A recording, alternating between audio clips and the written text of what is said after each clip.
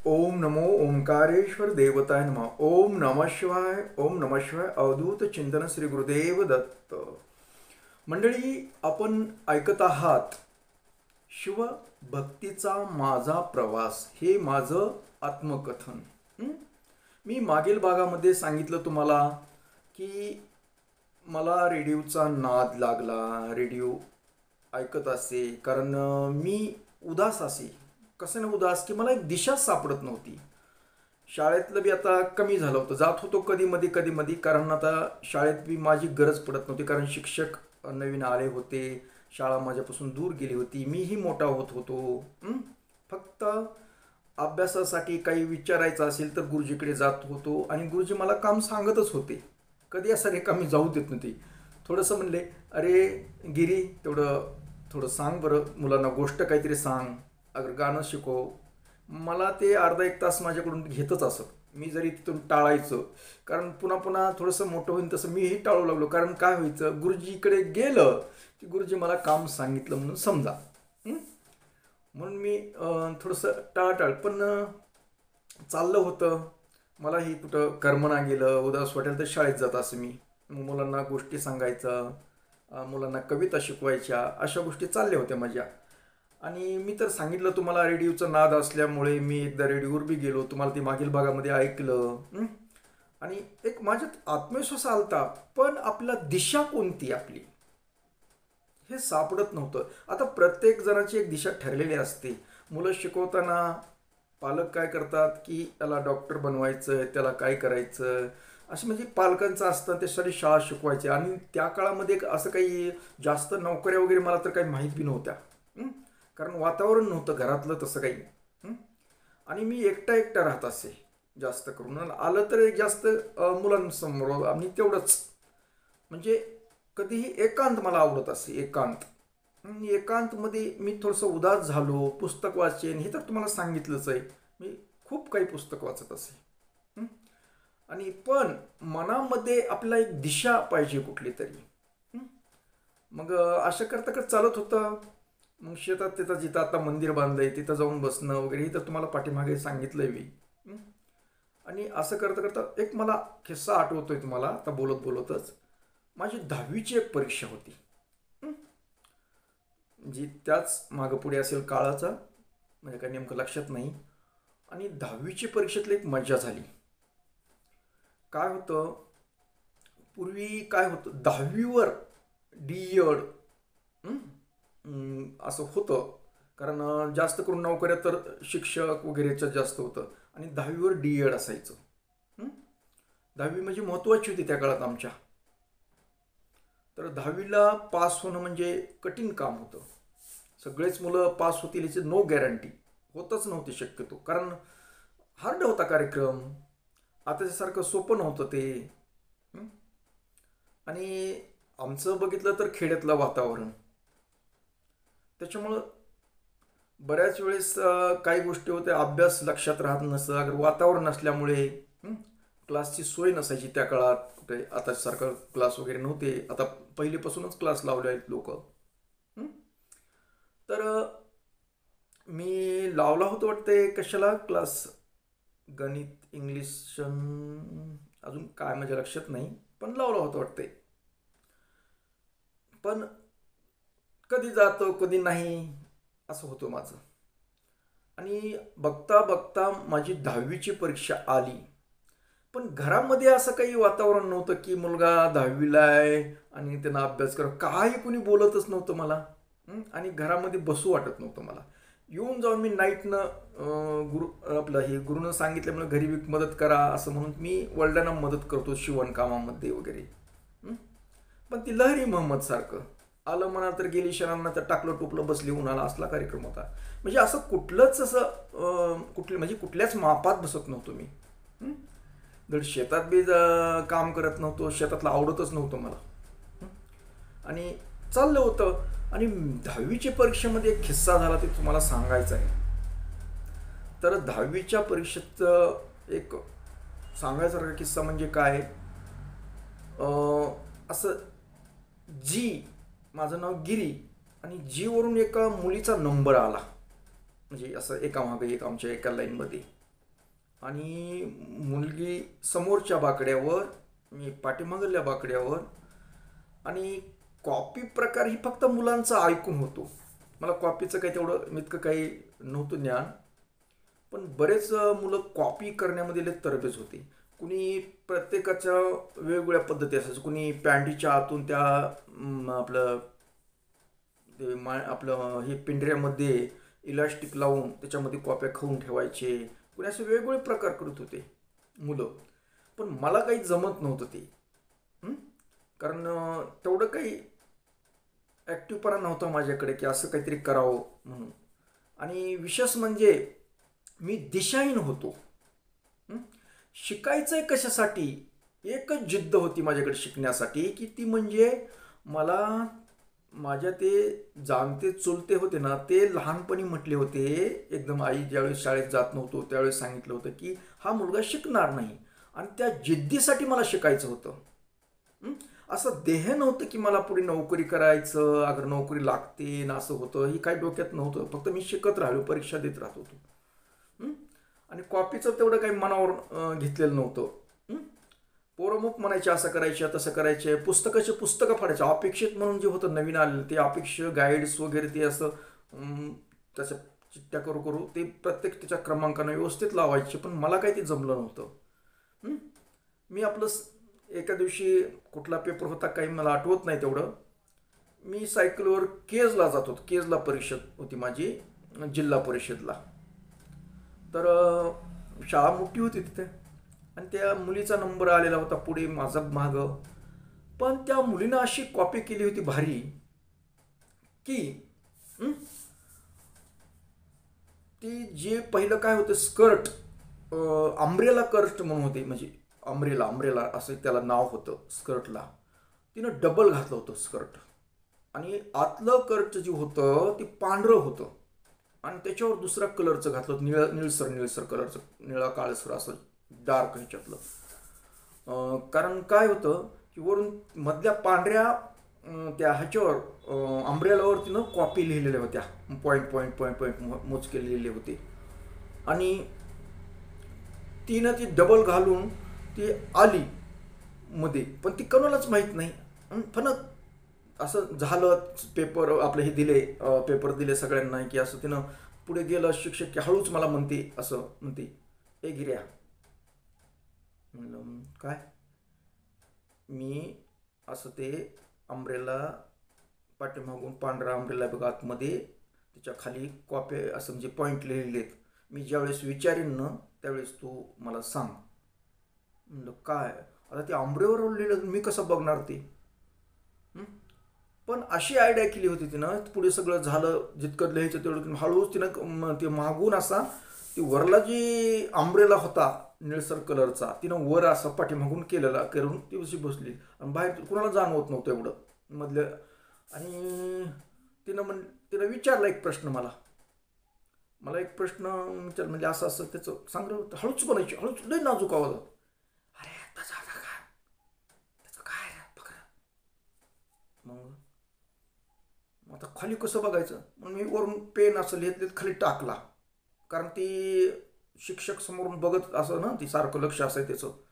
खाली पेन टाकलं. मी पेन उचलायच्या निमित्तानं खाली वाकलो असं. आणि बघितलं हळूच सांगते ती. मग तिला मी असं वरून नुसतं हळूच म्हणलं मी असं असं आहे म्हणून, हे असं आहे तिचं. ही दोघांची कुलबुल कुलबुल कुलबुल शांत वातावरणामध्ये आमचा आवाज ऐकू यायला लागला. कधी मध्ये मग मी 2-3 वेळेस खाली वाकायचं, वाचायचं, परत तिला सांगायचं. माझं लिहिणं तर वेगळीकडेच राहिलो, मी त्याच्यातच गुरफटून गेलो. हां. आणि ते समोरच्या शिक्षकाच्या लक्षात आलं. आणि ते आलं ना माझ्याकडे. म्हणलं, ए काय नाव रे तुझं? म्हणलं गिरी. खाली का वागतो तू सारखं सारखं? कॉपी काढतो का? म्हणलं नाही सर. ओट ओट ओट. उठलो. इकडे ये, इकडे बाजूला ये. काढ पॅन्ट. अहो नाही सर. नाही काय म्हणतो? काढ. टाकली एक मांडीवर छडी. टाक, काढ काढ. आता ती मुली कोण इकडे, आता काय लाजत लाजत म्हणजे त्यानं मला एक शिक्षा म्हणून तेवढ्या मुलांमध्ये मला पॅन्ट बोर्ड मुलं बघायला एक समजून का बघा यायचा काढ पॅन्ट काढ पॅन्ट काढली पॅन्ट म्हणलं नाही सर बघितलं त्याने असं चापून बघितलं पण नाही म्हणलं मग खाली का वागतो खाली वाकून काय करतो मी 3-4 वेळेस बघितले तुला प्रत्येक वेळ खाली वागतो खाली नाही हो सर पेन पडला होता सारखा सारखा पेन कसं काय पडतो तुझा सारखा सारखा पेन कसं काय पडतो तुला नीट धरता येत नाही का की मग मारलं मग आता थांब म्हणले तुला मी करतो म्हणले आणि त्यानं पेपर लिहायचा नाही घेतला त्यानं पेपर यूज काढून बस म्हणल्यात मग उगाच आता जर पेपर घेतल्यानंतर काय करायचं ते समोरच्या मुलीच्या लक्षात आलं की ह्याचा पेपर घेतलाय पण ती काहीच करू शकत नव्हती काय नाही मग सगळ्या मुलांनी सुटलं की मग मला सोडलं मग आता काय तुम्हाला तर पुढचं काही सांगायची गरज नाही जे व्हायचं ते झालं तो पेपर ज्या अर्थी लिहिला नाही त्या अर्थी मग पास होण्याची शक्यता कमीच आहे ना पण हे झाला किस्सा मग त्यांनी मला आदल्या दिवशी ते ज्यावेळेस परीक्षेला त्यांनी ते माझ्यावर डोकं म्हणजे त्याचं लक्ष म्हणजे आलं की त्यानं मला पेपर झाल्यानंतर बोलून घेतलं दुसऱ्या दिवशी आणि म्हणले अरे येड्या पोरीच्या नादी लागून तू तुझा पेपर घालवलास ना म्हणले तर बाहेर असल्यामुळं मी वाक्य सहज आमच्या आता संत साहित्य वाचण्यात आलेलं असन अहो जे जे आपणाशी ठावे ते इतराशी सांगावे म्हणजे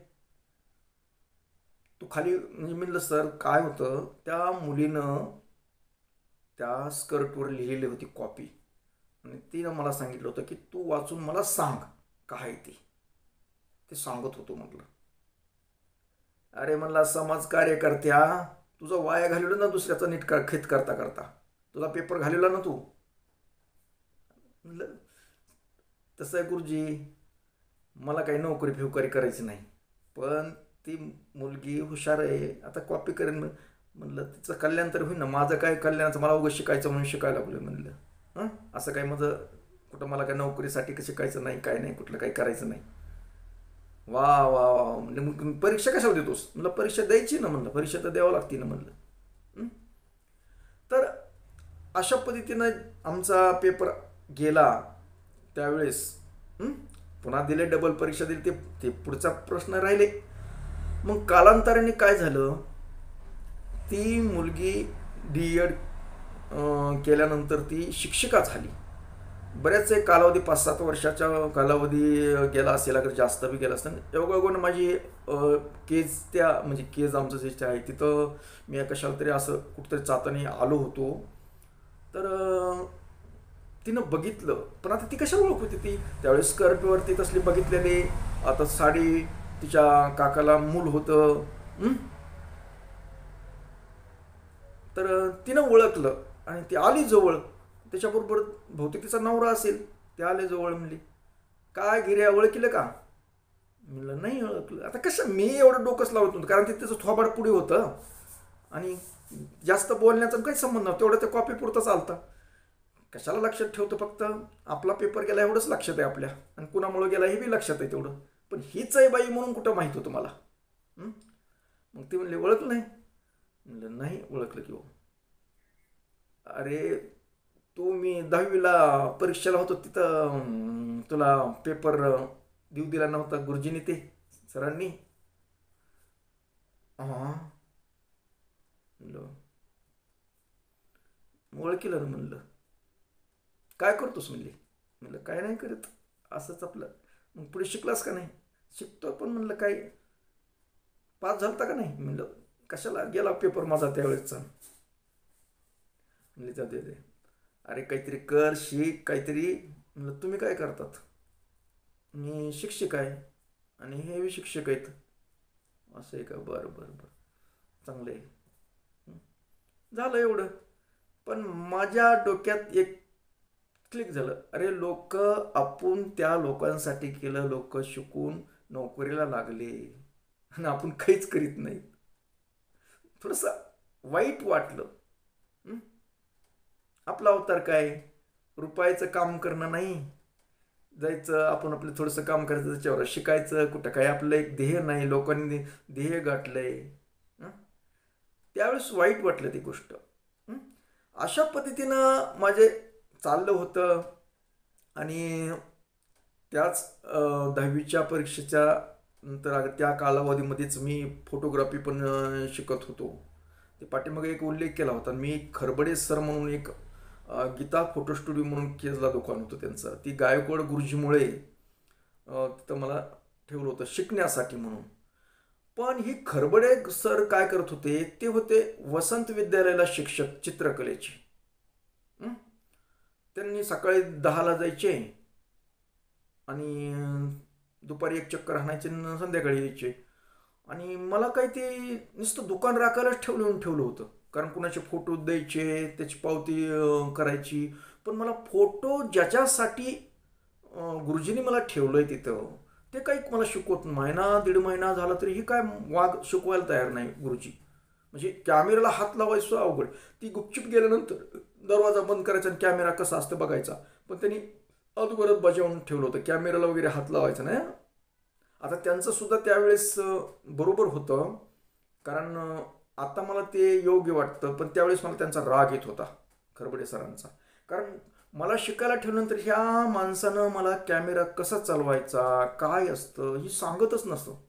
मी आपला प्रयत्न करायचा, पण त्यांनी बंदी, मग मुकाट्याच असं बघायचा प्रयत्न करायचा. पण ती हात लावून, कारण काय असायचं, ती नुकसानकारक होतं. कारण आताच्यासारखे डिजिटल कॅमेरे वगैरे नव्हते, ते रोलचे कॅमेरे होते, ब्लॅक अँड व्हाईट जमान्यातले कॅमेरे, मोठे कॅमेरे होते ते. आणि त्याच्यामध्ये असं रोल असायचं आणि ते महाग असायचं ते मधलं रोल हे वगैरे. आणि त्याला जर थोडाही प्रकाश उघडणं, प्रकाश जर गेला तर ते खराब व्हायचं ते. ते तंत्रज्ञान वेगळं होतं त्या काळाचं. त्याच्यामुळं त्यांचं वर कपडा झाकून ठेवलेला असायचा आणि अंधारातच असायचं, शक्यतो बाहेर कॅमेरा असं काढत नव्हते. आणि ते कॅमेरा स्टँडवर उभा केलेला, पुढे पुन्हा त्या माणसानं डोळे झाकून रेडी. कारण फोटो काढायचं शिकण्यासाठी वर्ष 6 महिने तरी लागायचं. असं सहजासहजी आता सारखं कुठला बी बारकं लेकरू बी फोटो काढतंय मोबाईलवर तर. पण ती काळ तसा नव्हता. कॅमेरा चालवणं अत्यंत हार्ड होतं. कारण काय होतं, एकदा क्लिक केलं, असं जर दाबलं तर ते निगेटिव्ह खराब होऊ शकत होते. कारण ती जर समोर आपण व्यवस्थित नाही धरलं फोटो असा कॅमेरा, आणि शटर जे दाबताना वरून दाबताना जर असं थोडा किंचित जरी कॅमेरा असा खाली सरकला तर त्या माणसाचं मुंडकं वरी आणि त्याच्या बॉडीचाच फोटो निघायचा. आणि ती कसा निघाला हे कळत नव्हतं. कधी निघायचं ते पूर्ण रोल झाल्यानंतर, रोल धुतल्यानंतर, म्हणजे डेव्हलपिंग केल्यानंतर रोलवर निगेटिव्ह दिसायचं. म्हणजे काळ्या केसाची पांढरे केस दिसणं, म्हणजे सगळं उलटं. आणि ज्यावेळेस ते पेपरवर पॉझिटिव्ह करायचं त्यावेळेस ती खरं फोटो, आणि ती बी ब्लॅक अँड व्हाईटमध्ये. तो माणूस काळा आहे का गोरा आहे काही कळत नव्हतं. आणि त्याचं प्रोसेस खूप जास्त होतं. म्हणजे फोटोग्राफी करायची शिकायची असेल तर 2-4 वर्ष तरी लागत होतं. सहजासहजी असं कुणालाही जमत नव्हतं, बरेच वर्ष काढावं लागत होते. कारण ते हार्ड काम होतं. अगोदर फोटो काढायचंच अवघड होतं. तिथून फोटो काढल्यानंतर ते डेव्हलपिंग करणं, रोल डेव्हलपिंग करणं, तेही अंधारात करावं लागायचं. डार्क रूम म्हणून असायची ते. त्या डार्क रूममध्ये एक लाल दिवा असायचा आणि त्याच्यामध्ये 3 अशा डिश असायचे. त्यात एक साधं पाणी, हायपो, ॲसिड वगैरे काही काही बरंच आता माझ्या लक्षात नाही ते केमिकल. आणि त्याच्यामध्ये ती निगेटिव्ह रोल काढल्यानंतर त्याच्यामध्ये असं असं करू ते निगेटिव्ह धुवून काढायचं. म्हणजे रोल धुवून काढायचं, म्हणजे त्याच्यात असं करायचं, प्रोसेस करायचं. पुन्हा त्याला एक टायमिंग दिलेला असायचा, किती सेकंद काय सेकंदमध्ये होतं. मग तेवढे सेकंद झालं की लगेच त्या दुसऱ्या केमिकलमध्ये टाकणं, पुन्हा ते पाण्यातून असं धुवून काढणं, पुन्हा असं वाळू घालणं मध्ये. आणि तो सुकल्यानंतर ते निगेटिव्ह तयार झालं. परत सुकल्यानंतर ती निगेटिव्ह एक एनर्जीमेंट मशीन म्हणून होती, त्याच्या मशीनमध्ये घालायचं ते. आणि त्याच्यातून असं वरून लाईट असं टाकून खाली ती एक पेपर असायचा.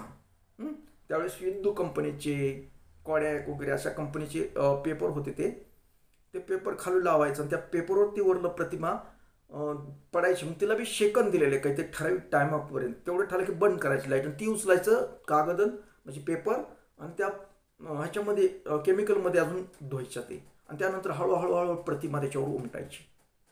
त्यानंतर साध्या पाण्यामध्ये धुवायचं आणि सुकवायचं. असं फोटो होता. सहजासहजी म्हणजे झटकीपट होत नव्हतं ते काम.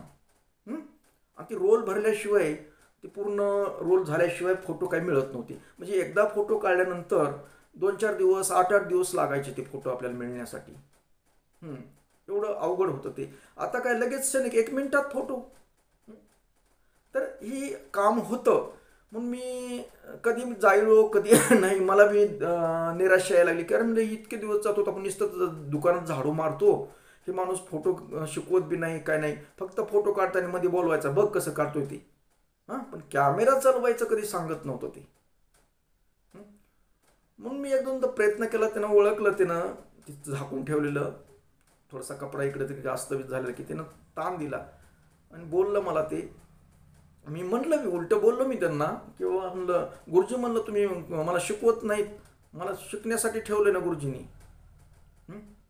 अरे म्हणले, इतक्या लवकर शिकत नसतेत म्हणून, त्याला खूप वेळ होते. ते तर त्यांचं बरोबर होतं, ते आत्ता कळतंय, त्यावेळेस नव्हतं कळत मला. आणि मग मी जाई नाही गेलो, असं तसं होईल. मग गुरुजीकडे तक्रार गेली, आमच्या गायकवाड गुरुजी, ज्याने का मला चांगलं शिकवलं, असे गायकवाड गुरुजी, त्यांच्याकडे, कारण ती त्याच गल्लीमध्ये राहत होती. त्यांच्याकडे म्हणले, तिथून मुलगागिरी येत नाही म्हणले, आता कधी येतो कधी नाही म्हणले.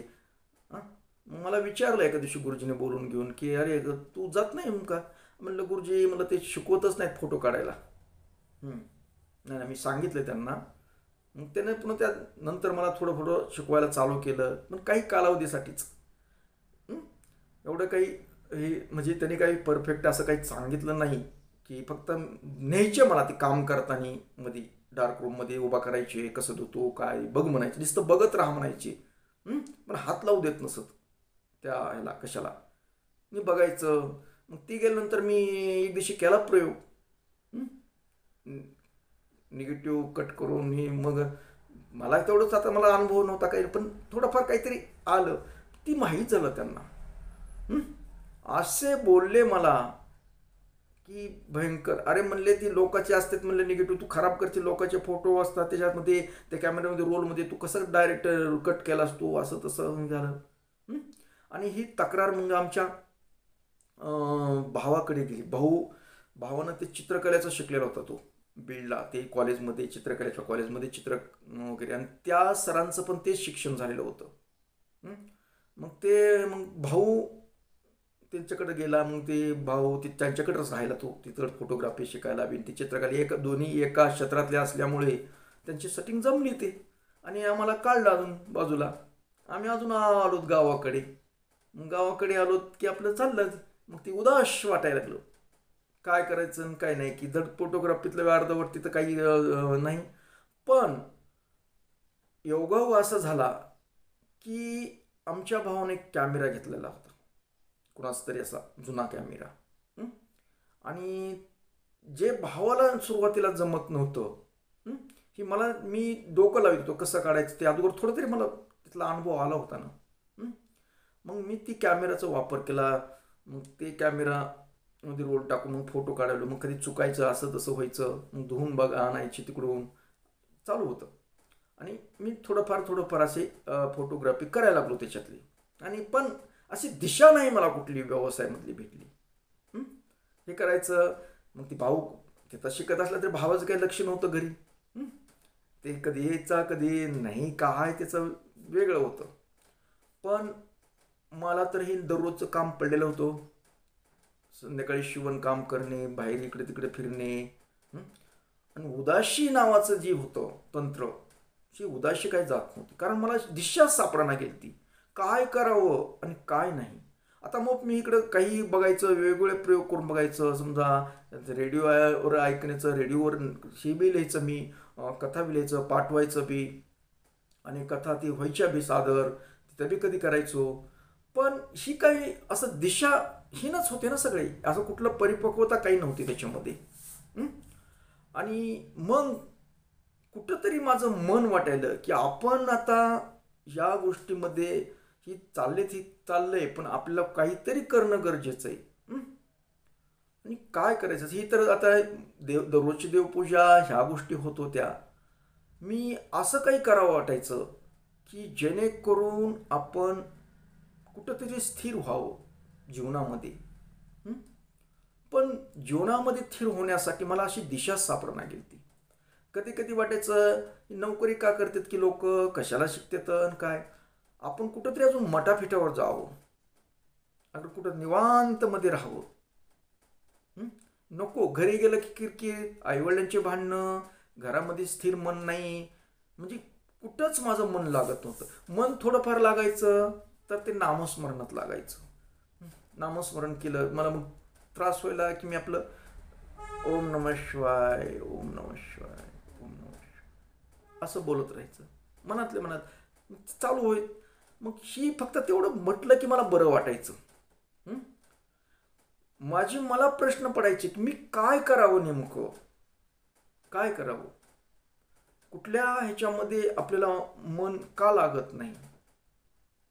तर मी देवदेवच करावं म्हणजे. पण देवदेवाला कोण मानतंय. कारण त्या काळात कशी महाराज वगैरे केवढी काय मान्यता नव्हती. आमच्याकडे महाराज लोक यायचे ते संन्याशी लोक येत असे घरी. हं? मग कधी कधी वाटायचं त्यांच्याबरोबर जावं काय की तिकडेच मठापिठावर कुठे फिरत राहावं, काय करावं, भिक्षा मागावी. आणि का बरं ही लोक दुसऱ्या मुलांसारखं काहीतरी करून पुढे आपलं समजा कुटुंब उभा करणे, लग्न करणे, ह्या बी गोष्टी काही डोक्यात येत नव्हतं. हं? मला पोरं टिंगल टवाळीनं कधी कधी म्हणायची बी. म्हणजे कारण काही पोरांची त्यावेळेस कसं कमी कालावधीमध्ये सुद्धा लग्न झालेली होती. हं? त्या खरं वय नव्हतं माझं लग्नाचं ती. पण पोरांचे झाले होते. मग पोरं गप्पा मारायचे लग्नातल्या असं. आणि मी ती गप्पात कधी रस घेत नसे त्यांच्या. म्हणले तुला लग्न नाही करू वाटत. आता लग्न बाबा माझं कशातच काही नाही, मी कशा लग्नाचा विषय घेऊ. मग का मठाफिटावर राहायचं आहे काय, का मठ फिट स्थापन करायचं आहे. नाही आता मंदिर तर म्हणजे करायचा विचार आहे तुझा, ते करतोस महादेवाचं. मग अजून काही पुढे काही करायचा विचार आहे काय. तसं काही नाही बाबा, तसं काही नाही. खरंच काही नव्हतं बी तसं माझ्या डोक्यात. तसं काही मोठं ती मठातलं असं काही प्लॅन कुठला नव्हता बी काही. फक्त देवात मला थोडंसं मन रमतंय एवढंच मला माहीत असल्यामुळे मी देव करीत होतो.